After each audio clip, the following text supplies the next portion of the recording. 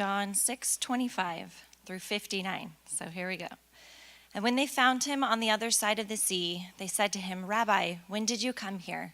Jesus answered them and said, "Most assuredly I say to you, you seek me, not because you saw the signs, but because you ate of the loaves and were filled.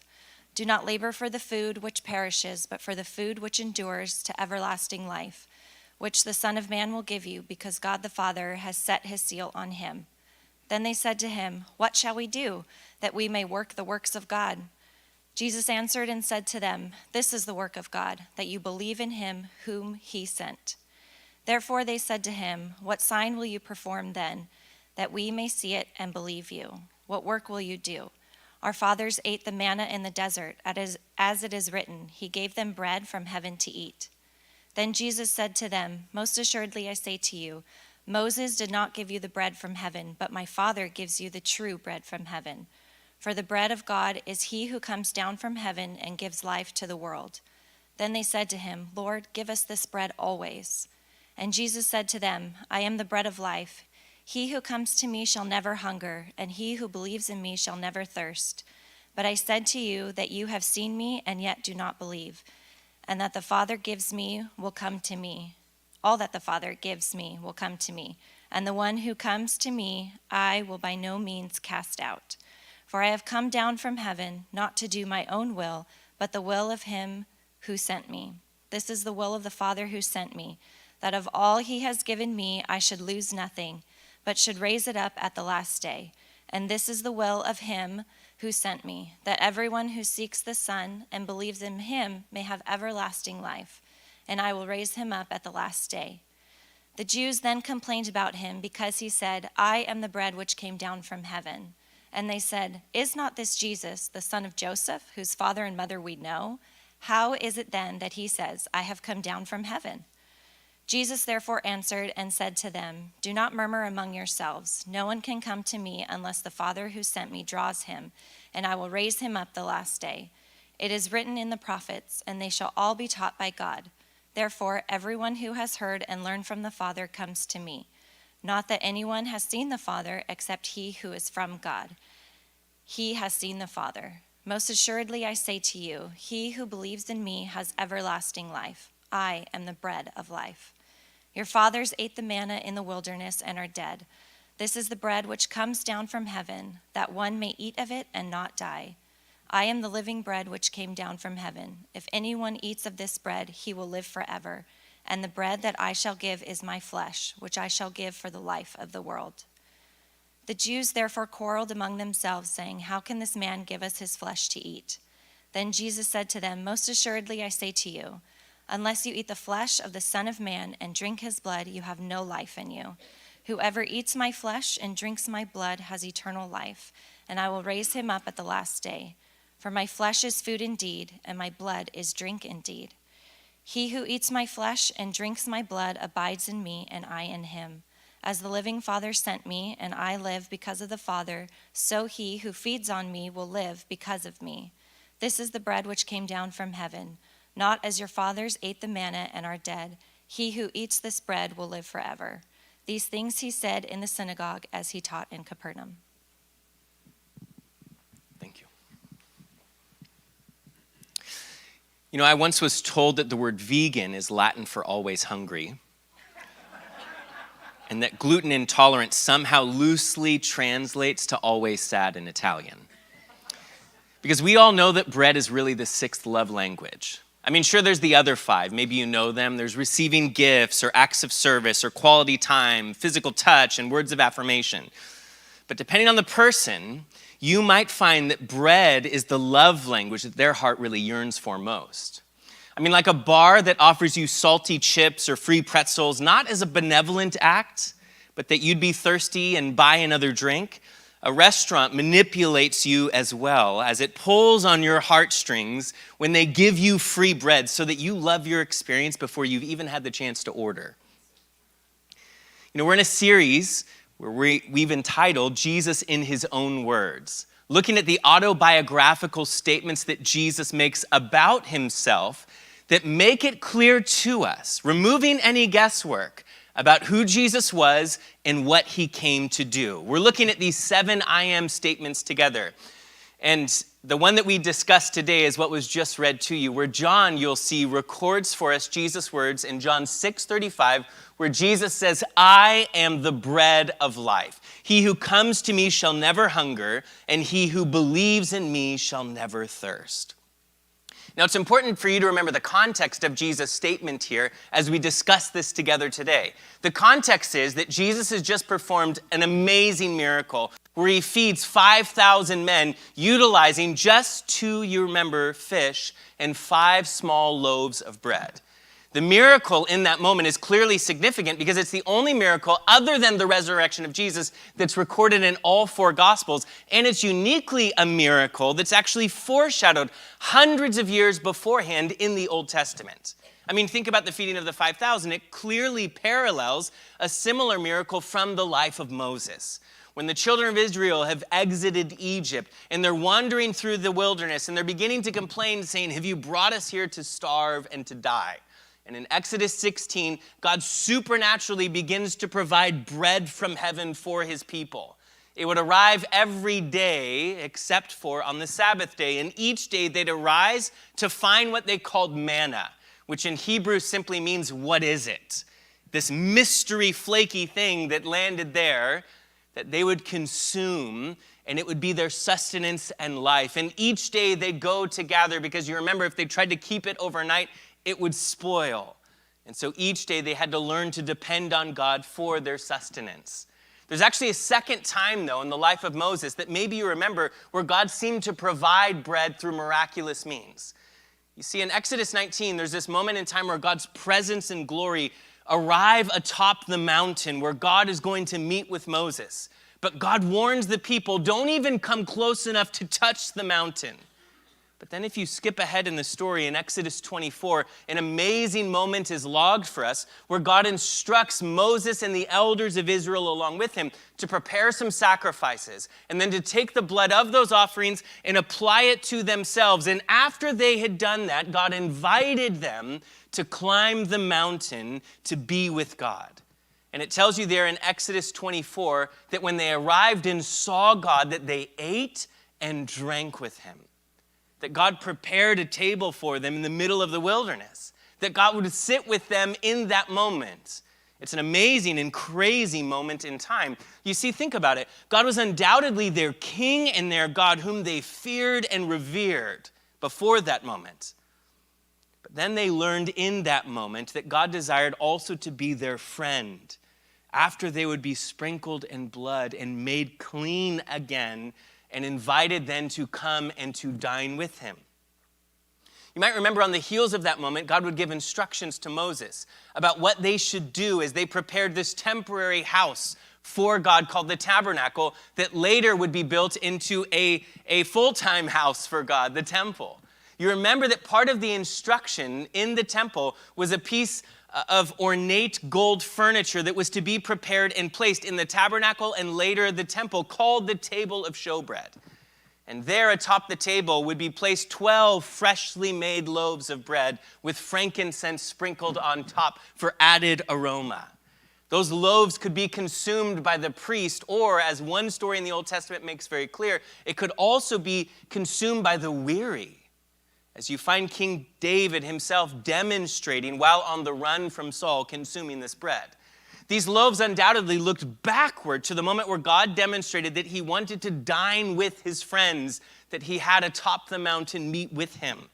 Remember, there were 12 loaves that were prepared each week in the temple, I believe representing each of the 12 tribes that God was inviting to be with him, to eat with him, to belong with him. Didn't just look back, though. It also looked forward. It pointed ahead to Jesus, who would come as the bread of life, offering to all men sustenance and life that we could find in no other place, and that we could be made into the friend of God who could come and could belong with God and celebrate with him. Listen, when you pair Jesus' teaching with what Jesus did in that miracle, in that moment of feeding the 5,000, specifically his teaching about what he did, you find what the miracle really says to us. It's not just that Jesus fills our stomachs as he did those 5,000, but that Jesus is proving to us that he gives us something that would satisfy and satiate the hunger all of us fear that's much deeper than just in our stomachs. And most importantly, it makes clear in Jesus' teaching that he is the bread, that he is the very thing that would satiate, that would satisfy the deep hunger and desire that every member of humanity carries inside of them. You could say it this way, that Jesus makes clear in this statement that I am the bread of life, he makes clear that he is heaven's gift given to all of humanity so that we can have life and satisfaction. So consider with me today Jesus' statement in his own words, what he says about himself, I am the bread of life. I mean, consider, what do you think it means when Jesus says this? What's supposed to come to mind or be understood? Listen, I want to talk through three things quickly with you this morning before we approach the Lord's table to partake of the elements of communion. And the first is that when Jesus says that I'm the bread of life, he is communicating to us that he's God among us. He's God who came down from heaven to be with us. That's the first thing. But the second thing is that he's God who's now, because he's come like that, he's God who's now accessible to all of us. But then there's a third thing, and that's that he is what you most need and what you most deeply want. That he's both what you most need and what you most deeply want. You know, of the 7 metaphors that Jesus chooses to use in these I am statements that describe himself, he begins all of them with those 2 words, I am. And I hope you remember from our introduction to this 2 weeks ago, we talked about those 2 little words, that these were far more than 2 simple words that just functioned as a part of the sentence structure of Jesus' metaphors that he would use. No, as we discussed a few weeks ago, these 2 little words are meant to connect your mind back to how and where God revealed himself to his people in the ancient Hebrew scriptures. Remember that Jesus is intentionally robbing something from the Old Testament here and applying it to himself. He's taking from the Old Testament the name for God, I am that I am, as God revealed himself to Moses, and he's applying it to himself. It's a claim to deity that he is the eternal, everlasting God taking on human flesh to walk among us. In Hebrew, it's the Ehyeh, which means I am in the first person. Or in the third person, you'd say it Yahweh. In Greek, it's I imiego. I miego is what Jesus says here. I am. Remember, it's a statement about self-sufficiency. Because there's never a day that God was not. And there never will be a day where God is not. God is incredible and he's unique in that he's self-sufficient and always existed. It's not just about sufficiency, it's that he is making a statement about being all-sufficient. What does it mean for God to say that he's the great I am? We might respond with questions and say, well, are you able to help me? And he says, I am. Are you able to provide for me? Oh, yes, I am. Are you strong enough and wise enough to rescue me? I am. So when Jesus here says, I am the bread of life, he's communicating first and foremost that he's God among us. He's claiming to be heaven's gift coming down from heaven like manna that rained down in the wilderness to give life and salvation to those who would receive him. I mean, when you think about it, the miracle of the feeding of the 5,000 was to get the people to look at Jesus the person and rethink their perception of his identity. But they instead came back the next day looking at Jesus for more food instead.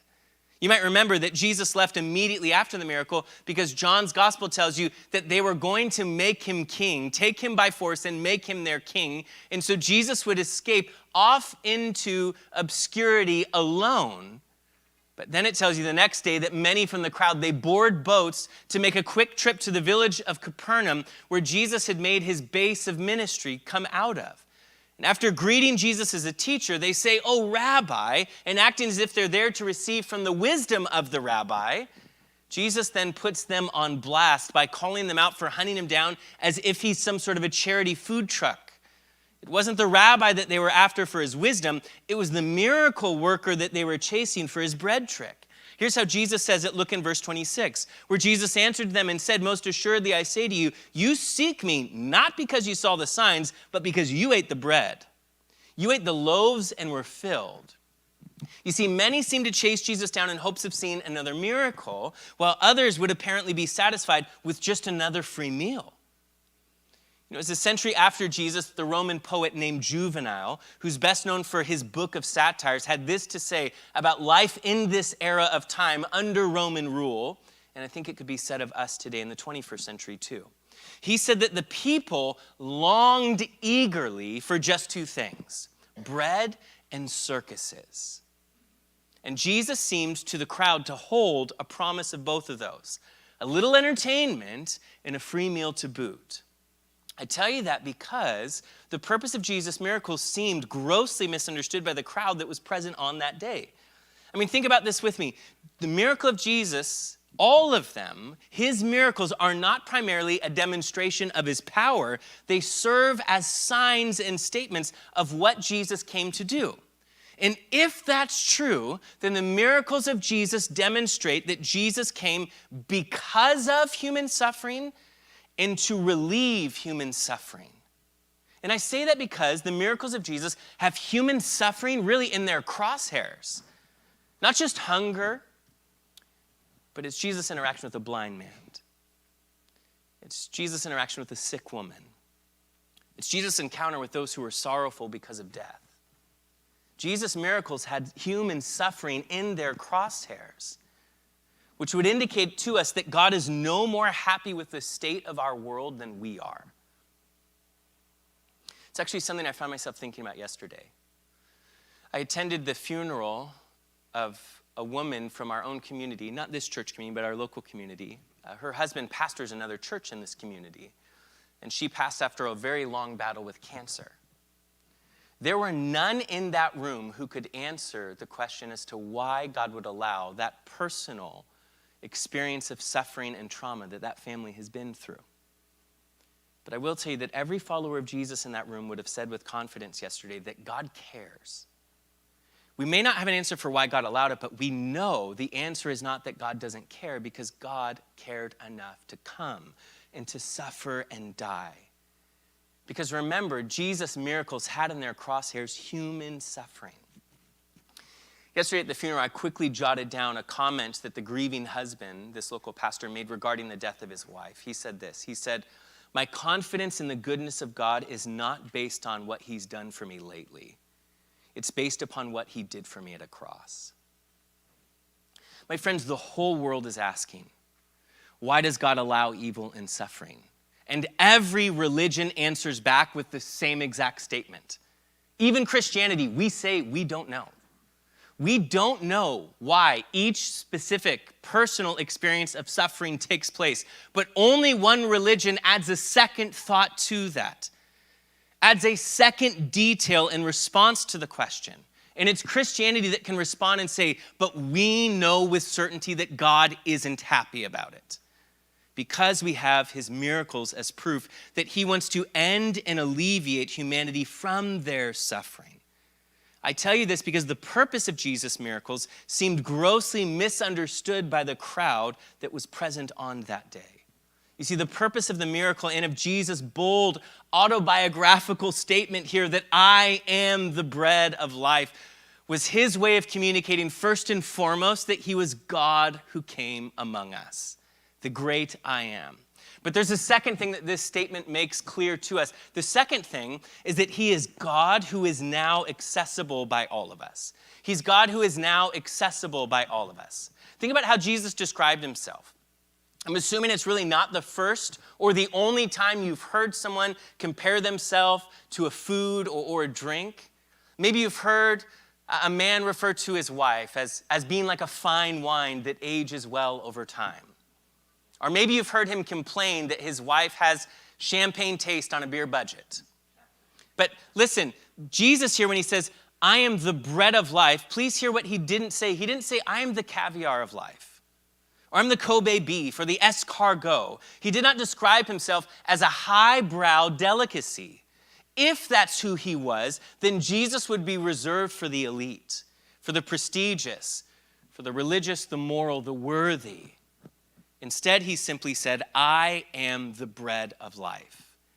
Jesus is communicating that he's accessible to all, that he comes making life available to all by making himself available to all. In fact, to further illustrate this, think back again to the miracle that Jesus' teaching is based upon, the feeding of the 5,000. You might remember he fed them with 5 barley loaves, it says.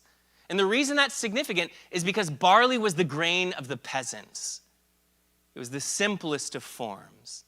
And Jesus is now using that to illustrate himself, to make it clear that he is accessible. You see, even the imagery that Jesus chooses to use makes it clear that Jesus would be above and out of reach of no one, that what he offers here, he offers to everyone. Oh, hear me please, bread has never been considered a delicacy in any culture, in any age of human history. What that tells you is that Jesus came for all of humanity. Like bread, he's not reserved for some. No, bread is accessible to all. And so in verse 35, he says, I am the bread of life who comes to me. He who will come to me. Do you hear his invitation and offer to any person who will respond to him? And then he promises, if you come to me, you shall never hunger, and he who believes in me shall never thirst. Oh, don't you hear the implication of his invitation? It's not in the future tense, is it? It's in the present tense that you will not hunger or thirst, that you'll find satisfaction. You see, when Jesus here states that I am the bread of life, he's making clear first and foremost that he's God among us, but a second thing is clear that he's God who's now accessible to all of us. But the third thing, and most importantly, he's making clear that he is what you most need and what you most deeply want. You know, my first real job, I should say, was in a bakery.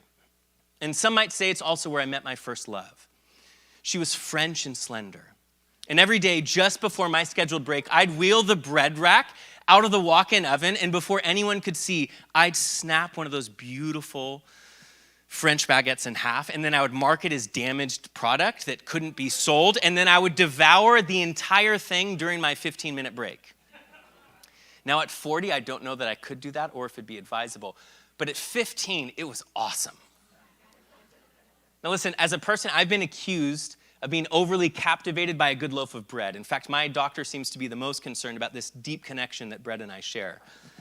But I'm confident that I do not think about bread nearly as much as Jesus' first century audience. For them, bread was not tainted by the latest dieting trend or a doctor's unsympathetic instruction to cut carbs. No, for them, bread was life. It's not an exaggeration to say that bread for them was essentially life and therefore constantly on their mind. In antiquity, bread was the foundation and main staple of every meal. It was such a foundational cultural centerpiece that bread became a symbol of life in the ancient world, which should make you think about even Jesus' statement when he taught us to pray. He taught us to pray saying, give us this day our daily bread. Because it was understood in the culture that to pray, to give us our daily bread was really to pray, give us all that we need for life today. To today, help me to live and receive all that I need. Because bread was more than just carbs. Bread was life in the ancient world. It was a way to communicate, this is all that I need to live and thrive, to survive. And so when Jesus says here, I'm the bread of life, no one was present thinking, well, that means we need to limit our intake or love for Jesus in order to keep ourselves healthy. Now, that's our 21st century mind. They would have realized that Jesus was claiming that there was no life apart from him, that humanity's very survival and deep longings would only be met with shallow substitutes that would leave them weak and anemic if they searched for sustenance separate from him. Now, give me your attention just for a moment, because maybe I've already lost you this morning. Because you're sitting here this whole time questioning, how does this discussion about Jesus saying, I'm the bread of life, how does this have any relevance to me in the 21st century? If you're thinking that, please, look back at what Jesus says here. His own words, his own observation of the culture is why this matters for you. Because he states something that he observes that I believe is still true, not just about me, but about you, even 2,000 years later. Because what he observes about humanity is that we have a natural preoccupation and predisposition to chase things, he says, that spoil and that leave us empty. Here's how he says it. Look in your Bible at John chapter 6, verse 27, where he says, do not labor. Or other translations, stop laboring for the food which perishes, but for the food which endures to everlasting life, which the Son of Man will give you, because God the Father has set his seal on him. I mean, did you catch that? Jesus is intentionally taking their minds back to the manna in his teaching here that the children of Israel consumed each day in the wilderness. But the problem with the manna was twofold. The first is that it didn't truly satisfy them. They had to get up the next morning and go collect it again because they'd wake up hungry again and no longer satisfied. But the second problem is that it had an extremely short shelf life. The manna would spoil overnight, which kept them from stockpiling it, and served then instead as a daily reminder that what they needed was not the manna, it was God that they needed to provide the manna. They needed their God and to learn to depend on him in faith. And Jesus makes an observation here, please don't miss this, that humanity still chases after things that cannot satisfy. Things that rot and spoil and don't deliver on what they promise because they leave us empty. It wasn't just Jesus who observed this about that generation. I already quoted to you from the first century poet and social critic named Juvenal, who observed that society was stuck chasing the same things over and over. He said they're just after bread and circuses, but to no avail. They're chasing satisfaction and pleasure, but with no success. And 2,000 years later, I'd propose that our lives are still lived in search of bread. We labor, to use the word that Jesus uses here, and it eventually spoils and leaves us empty. The things we chase can't deliver on what they promise us. Oh, the experience, or the partner, or the money, or the buzz or high, the neighborhood, the car, the title, the accolades. They may be great for a season. They may even give you joy in a moment, but they cannot give us what we long for. They can't give us significance and security.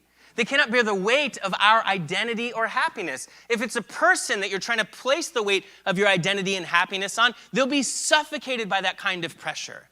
And if it's a thing you're placing the weight of your identity and happiness on, oh, the thing collapses under that kind of weight because it can't hold it. We know that it's true of every generation. Every generation sings the same song. It's true, isn't it? The Rolling Stones led the charge. For those of you who are older here in the 60s, you heard it. I can't get no satisfaction. Hey, you too came on the heels of them, though, didn't they? And they sang the song, I still haven't found what I'm looking for. Oh, don't worry, millennials. We had John Mayer show up, and after winning his Grammy, and after all of the awards started coming in, he wrote the song, Something's Missing. And if John Mayer's not your cup of tea, then look at his ex-girlfriend, Taylor Swift. Every other album, she vacillates between how she found the perfect love and now she's satisfied, and now she's ready to bury someone in her backyard. And she's got a lot of albums to choose from if you want to just take a look at what she sings about. Oh, Gen Z and Gen Alpha, I had to ask some of my young friends, because I'm at that age officially, to point me in the direction of your generation's spokesmen and poets. And their sad songs echoed more of the same. It's Billie Eilish's hit song, What Was I Made For?, where she sings things like, I used to float, now I just fall down. I used to know, but now I'm not sure now. What was I made for? When did it end? All the enjoyment, I'm sad again. What was I made for? I think I forgot to be happy. Or Tyler, the Creator, in his song, Mr. Lonely, that I'll loosely quote to you by dancing some of the colorful language he uses to express his frustration and emptiness. But I do appreciate he's being honest about that emptiness. When he sings, crashed the McLaren, bought a Tesla. I know you're sick of hearing me talk about cars, but what else do you want from me? This is the only thing keeping me company. Purchasing things until I'm annoyed. These items are filling the void. Been filling the void for so long, I don't even know if it's stuff that I enjoy. Listen, maybe I lost you this morning because you're questioning, how does this discussion have any relevance to my modern life? Oh, but look at Jesus' own words and observation of the culture when he observes that humanity has a natural predisposition to chase things that spoil and leave us empty. Look at that statement and then look at our world and then try to convince me that he's wrong even about our current generation and our current society. There's the great writer C.S. Lewis who famously observed that if we find ourselves with a desire that nothing in this world can satisfy, the most probable explanation is that we were made for another world. Don't miss what Jesus is revealing about the human heart. He's saying that we naturally are pulled towards, are drawn to temporal things that cannot offer any lasting satisfaction. Humanity is chasing meat that perishes, he says. Like manna in the wilderness, it spoils. We search for security and significance, for meaning and satisfaction in life from things that cannot give it to us, from things that have failed every generation before us. The bread that they chased in Jesus' day was symptomatic of the pattern we all follow of chasing things that cannot give us lasting satisfaction. You see, Jesus is the bread of life, though, he says, who can give lasting satisfaction, who can give meaning and purpose and significance and security, but he's bypassed for the crumbs that we scrounge together from temporal experiences that the world can offer us. Oh, it could be a sexual encounter that in the moment is pleasurable, but it leaves you so very hollow and empty. It could be the respect and power that you crave that leaves you exhausted as you chase after the Joneses. It could be the neighborhood, the car, the accomplishment. But we found experientially that it's only when we receive and achieve them that we see them for what they actually are. They're a sham and a lie that could never bear the weight of our significance or security. Please hear me, human wealth and possessions were never built to sustain the weight of someone's identity. It's a fool's errand to try to build your life and identity upon a fragile economic system, to try to build it, as Jesus said, on wealth that rusts. To build an identity based on how fast your car goes, or how big your house is, or what name brand is on the tag of what you wear, or what number is on the scale in front of you, is just a silly new form of sewing fig leaves together to cover your nakedness and shame. There's no need to sew these kinds of fig leaves in a foolish attempt to provide ourselves with a covering when the gospel tells us that the truest thing about us is that we are broken beyond repair and yet loved beyond belief.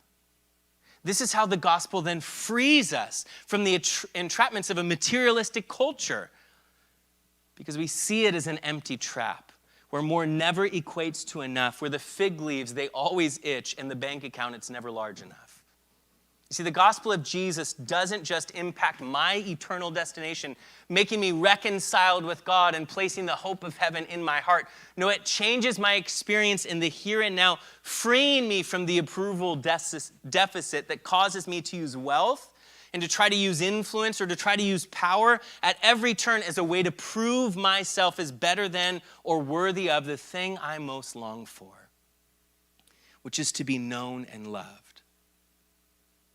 I no longer need the shallow bandage that I use my stuff and other people for to cover my insecurity when the perfect love of God soothes and heals the insecurities and deficits that existed there in the first place. Oh, it's been said that you can boil all human fears down to just two things: not having enough and not being enough. And Jesus is saying that we will find what our hearts really long for. We will find a lasting source of peace, of joy, and of life in the person who is the great I am. Jesus alone is self-sufficient. Jesus alone is all-sufficient. In him, I know I have enough because he's limitless in his wisdom and resources, and says that he loves me as a father loves his child. But in him, I also know not just that I have enough, but that I am enough because Christ did all that was needed for me to be welcomed and accepted and seen in perfection by God in heaven. You see, your significance and security can never be extracted from something that's in flux. But we have a someone who is not. You see, what we're craving deep down inside for all of us in our souls is not a something, it's a someone. Again, quoting Lewis, he writes and says, "It seems that our Lord finds our desires not too strong but too weak. We are half-hearted creatures fooling about with drink and sex and ambition when infinite joy is offered to us. Like an ignorant child who wants to go on making mud pies in the slum because he cannot imagine what is meant by the offer of a holiday at the sea. We are far too easily pleased. Can I ask you today, what is your bread today? What are you chasing right now in life? What are you trying to extract joy and hope and peace and significance and security from? Because if it's anything other than Jesus, Jesus himself is saying here that it will eventually turn on you. It's going to rot and spoil and fail you. That bread you want will disappoint you, and the process of trying to extract from it what it cannot give to you, it's going to exhaust you every single time. Oh, I can promise you this because I believe the words of Jesus, that bread, that thing that we're all craving every time, it will leave you empty and hungry again. My friends, idolatry may be an archaic term, but it's not relegated to merely an ancient affliction. We as modern men and women are still subservient to empty idols. We're chasing empty things.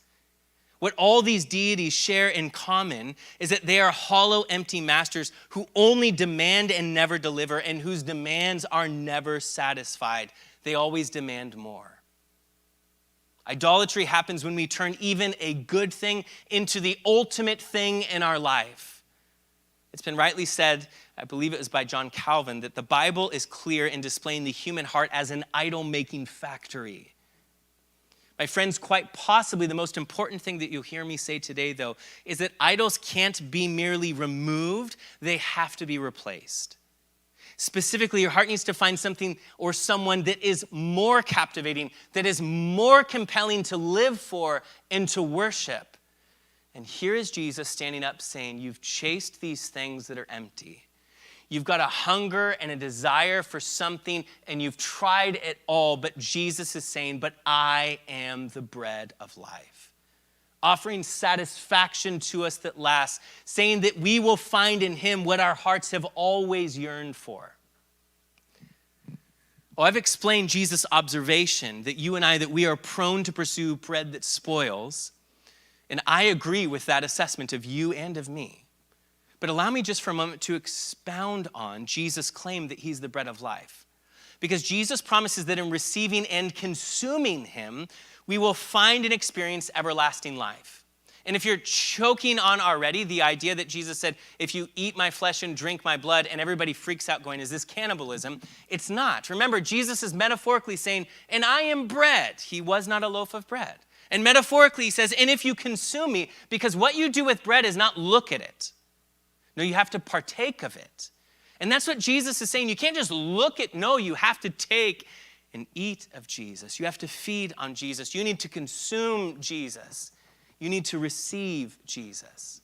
But here he says, if you do that, you will receive everlasting life. There's two Greek words for life. One of them is bios. You should be thinking biology or the study of living organisms. It just means that something is alive. You would have everlasting life. You just live forever. But there's a second word.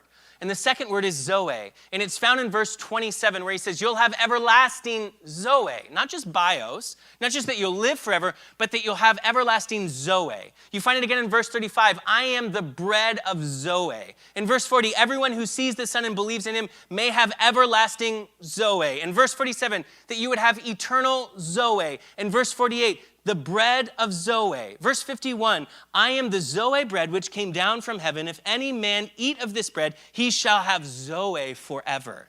And the bread that I will give is my flesh, which I give for the Zoe of the world. When Jesus speaks of himself as the bread of life and the promise of eternal life coming through the consumption of that bread, he does not use the word bios, speaking merely of eternal existence. Eternal physical life continuing. No, he uses the word zoe, which is not about mere existence. It's a word that speaks of a quality of life. It was my kids' spring break this week, and we spent part of the week in Orange County having a break together. And my wife, one day while I was doing some sermon prep, she took our kids to downtown Disney. It's too expensive to go inside, so instead they hung around outside the park. But what they did is they found the beignet stand. And I got the photo, the selfie sent to me with the caption, all is good in the world, with all four of their faces covered in powdered sugar. This is the life. My son with his feet kicked back, beignet in mouth. Listen, we understand there's a difference between truly living and just experiencing life, between bios and zoe. Eternal bios is less than what Christ offers to his people, though. It's an eternal zoe that begins today that he's promising. In John 10, Jesus will say, I have come that they might have life, zoe, and that they might have it more abundantly. He's saying that you will experience joy, fulfillment, and purpose in relationship with him that you cannot find or experience anywhere else. And all of that is about your life today, not just a promise for your future when you die. You get it now. In fact, verse 35, Jesus said to them, I am the bread of life. He who comes to me shall never hunger, and he who believes in me shall never thirst. It says nothing about when you die. He's talking in the active tense, about the present tense, about today your life will change. Oh, please don't miss this. Jesus is addressing the deeper hunger beneath your hunger, a hunger pain that all of humanity has always suffered from. It's the desire to find someone or something that moves your life from merely existence to truly living. To move your life from bios to zoe, from existing to really living.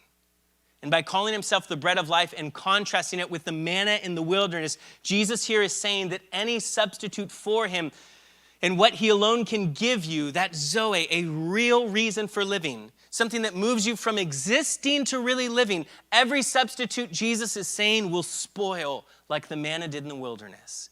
It will fail you and prove its inability to give you lasting satisfaction for any real length of time. In other words, he's saying you'll hunger again. Listen, like manna, those other things we are trying to use to satisfy and satiate our deep hunger, the things, the people, and power we try to use as our reason for living, as our purpose in life, will never last and always spoil. They cannot be the thing that moves your life from existing to really living. They cannot bear the weight of your happiness or your identity. Like the rich young ruler who built his life and identity on his wealth and prominence, and yet freely admits that it was unable to give him the peace and joy and happiness that it promised, because he comes to Jesus saying, what more do I need? What do I still lack? Listen, when you build your life and identity on any other thing or person other than Jesus, you will find that sorrow is there to greet you.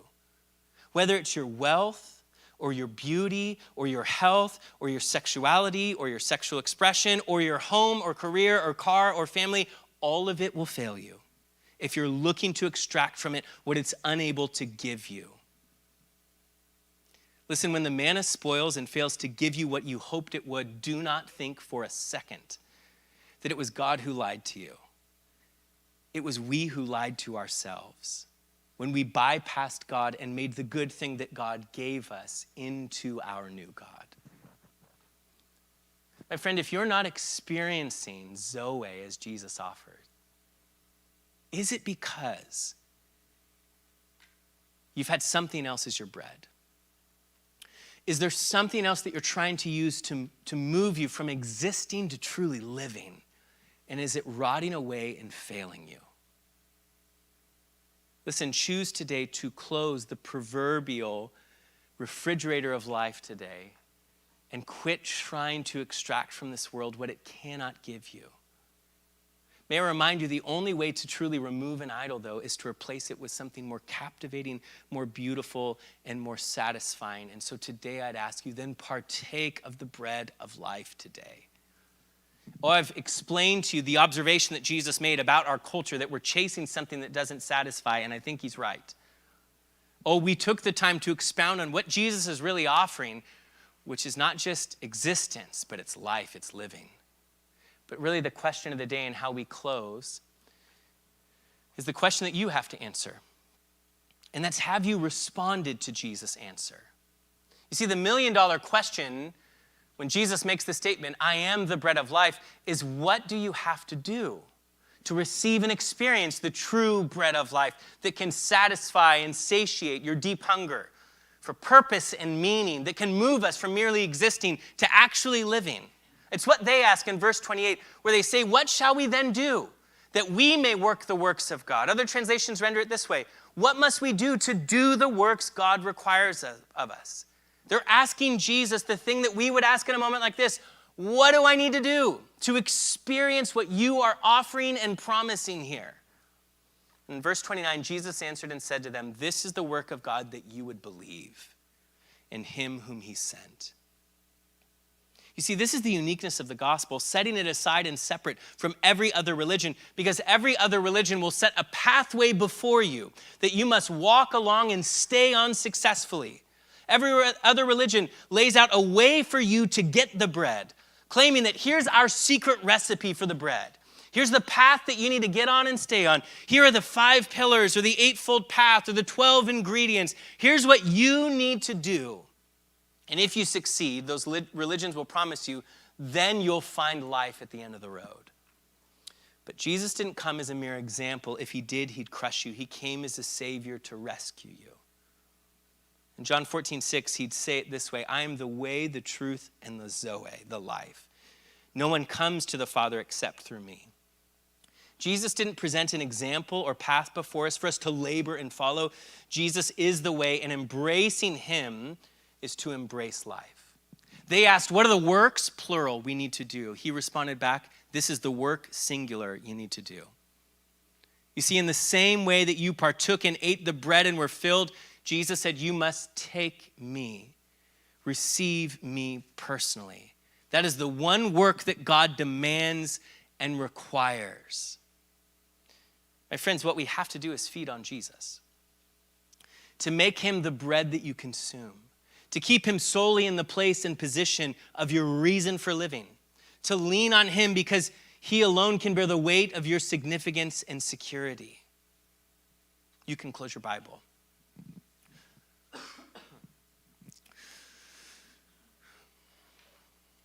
I am the bread of life. He does not say, I give you a guide for life. Or I'm here to pass on the standards or principles for life. Or even I'm going to show you the way to life. If you come to me asking, what do I have to do the works of God? Then you've completely missed, Jesus would say, who I am and why I've come. Because Jesus accomplished the works of God for you. He would say, I am the grain that will be crushed and ground into powder that can be made into bread so that you can partake of true life. I am the grain that must die and be buried so that you can live and God can bring a massive harvest out of my death. As Jesus would later say in John chapter 12, he said, most assuredly I say to you, unless a grain of wheat falls into the ground and dies, it remains alone. But if it dies, it produces much grain. Jesus knew that unless he died, there would be no life-giving sacrifice for sin, no life in resurrection. Unless he died on the cross, he would remain the only one grain by itself. But because of his death on the cross, he could bring about a massive life-giving harvest because his death was an act of self-sacrifice for the sake of saving others. And then Jesus, around a table with his friends, would later lift the bread while seated with his friends and say, this is my body, my very life, which is given for you. And then you remember that he broke it and said, take and eat. This is my body given for you. Jesus, the bread of life, born in Bethlehem, the house of bread, came to die. You see, the I Am came to lay down his life so that you might live, so that you might have his life lived again inside of you. In Psalm 34, the psalmist, he writes and says, taste and see that the Lord is good. It's a beautiful invitation that the psalmist gives that Jesus echoes. That you don't just have to take it from me, but that you personally get to taste and see that he's good. You see, the way you partake of bread is not by looking at it or sniffing at it. It's by reaching out, taking hold of it, and taking it yourself, eating of it.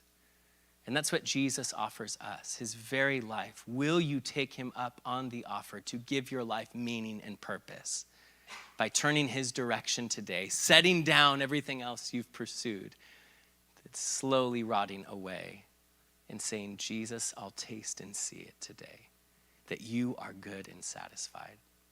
So Jesus, as we wrap up our time by approaching this table where you did lift the bread and break it and say that this is my body given for you. Jesus, we do it today with a lot on our minds about what you said regarding you being the bread of life. But God, the biggest thing on our minds is the invitation that you give us, an invitation that's personal to each of us to find in you our life's purpose, to find in you finally something that cures humanity's deepest longing and craving. God, we agree that we are chasing things as a society that do not satisfy, and that we as people, we're just as guilty as those outside these walls. But Jesus, we remember today that you alone can satisfy, and we look your direction. In Jesus' name.